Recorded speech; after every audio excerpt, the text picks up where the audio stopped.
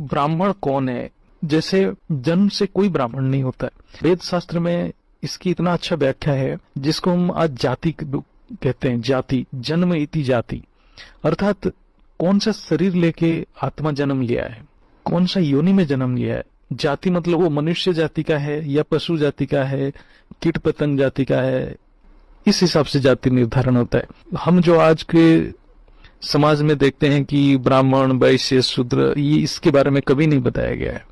सबका जन्म तो एक ही टाइप का होता है। माँ के पेट से सारे पशु भी जन्म लेता है, मनुष्य भी जन्म लेता है, सारे योनि माँ के पेट से ही जन्म लेते हैं। इससे ब्राह्मण नहीं बन जाते हैं कोई माँ के पेट से जन्म लेके। ब्राह्मण तभी बनता है जब उसमें वो विवेक जागृत होता है, आत्मा अनात्मा का ज्ञान जागृत हो जाता है, परमात्मा का ज्ञान जागृत होता है, तभी वो ब्राह्मण बनता है। मतलब ब्रह्म का जो अनुभूति, जो बुद्धि विवेक में जब ब्रह्म का जो अनुभूति जागृत हो जाता है, विवेक जागृत हो जाता है, तभी वो ब्राह्मण कहलाता है। जो माँ जी वाणी में भी बताते हैं कि जब तक बेहद की आत्मा तब तक नहीं बनता जब तक वो परमपिता परमात्मा ऑलमाइटी अथॉरिटी को ज्ञान से पहचान नहीं लेता है।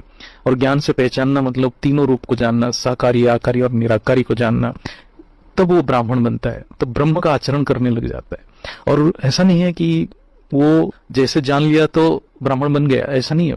वो ब्राह्मण बनने का प्रक्रिया स्टार्ट हो गया।